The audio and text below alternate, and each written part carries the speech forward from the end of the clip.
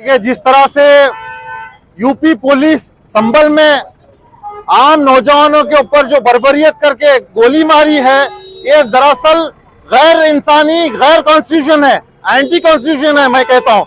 क्योंकि जो सर्वे हुआ है वो सर्वे भी गैर संविधान है।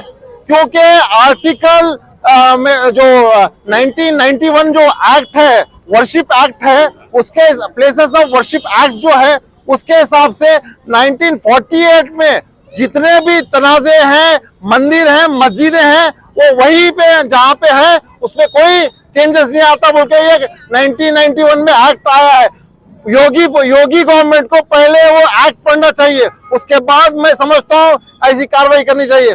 दूसरी बात, संभल में जिस तरह से मस्जिद की कमेटी को उनके फेवर में उनको इत्तला नहीं है सर्वे की, विष्णु सिंह नारे लगाते हुए मंदिर के इसमें एंटर करता है, तो वहां पे मस्जिद में एंटर करता है तो वहां पे वो दहशत गर्द बोलता हूं मैं। तो अगर अरेस्ट करना है, अगर एफआईआर करना है, कोई मास्टरमाइंड है संभल के जो 5 नौजवानों के ऊपर कत्ल हुआ, तो मैं बोलता हूँ विष्णु सिंह है, क्योंकि वो एडवोकेट नारे लगाते हुए मस्जिद में घुसा है।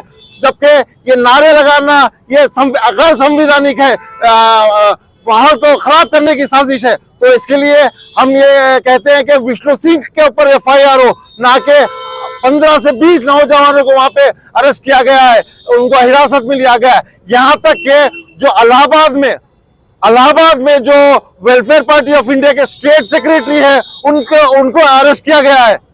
मुझे समझ में नहीं आ रहा, संभल में ये केस हो रहा है और इलाहाबाद में वहां के लीडर को अरेस्ट किया जाता है। वो लीडर जावेद मोहम्मद साहब यूपी की एनआरसी के वक्त ना उनका घर पूरा ढा दिए थे, वही से लीडर के ऊपर है ना फिर से अरेस्ट किया गया है।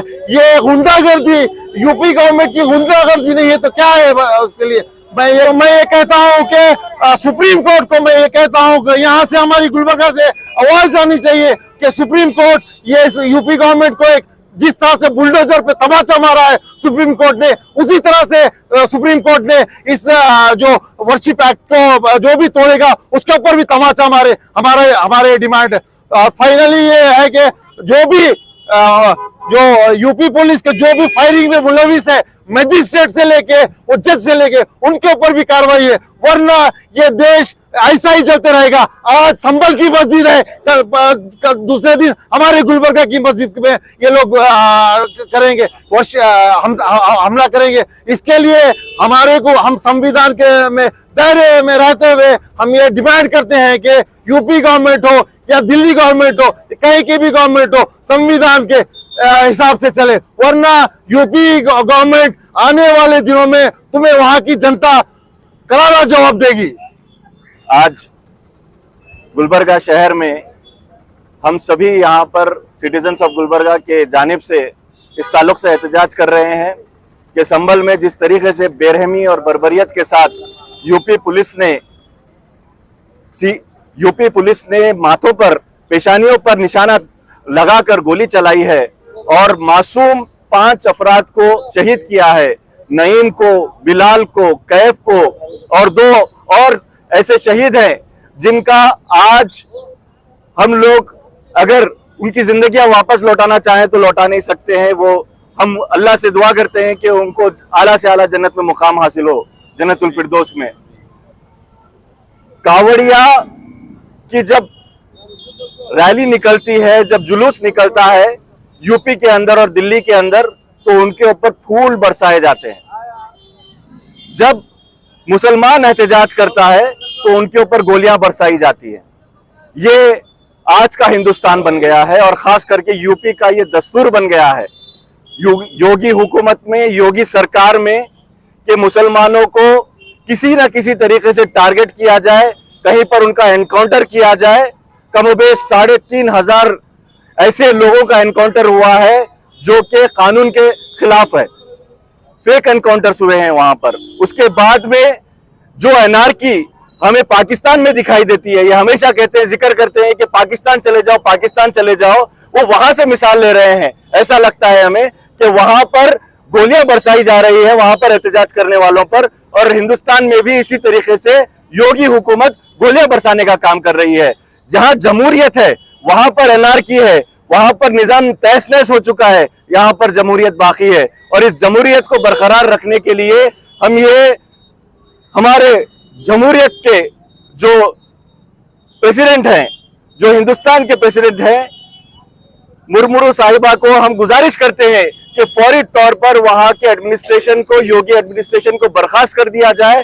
वहां पर प्रेसिडेंट रूल लगाने की जरूरत है, क्योंकि वहां पर जिस किस्म का माहौल बर्पा किया जा रहा है, कहीं पर बुलडोजर जलाए जा रहे हैं, कहीं पर वहां पर गोलियां बरसाई जा रही है, वो सीधे सीधे कानून का खिलाफ वर्जी है, इंसानियत का खिलाफ वर्जी का काम कर रहे हैं ये लोग। और इनके खिलाफ में बहुत ही सख्त तरीन कानून के तहत उन यूपी हुकूमत के और यूपी के जो अफसरान जो इसमें मुलविस हैं, पुलिस जो इसमें मुलविस है, उनके ऊपर दफा 302 के तहत उनके ऊपर कार्रवाई होनी चाहिए, उनको फांसी की सजा मिलनी चाहिए। क्योंकि उन्होंने जो उनको निगरानी करनी चाहिए, जो सिपह सलारी का जिम्मा दिया गया था, उसके बरखिलाफ उन्होंने काम किया है।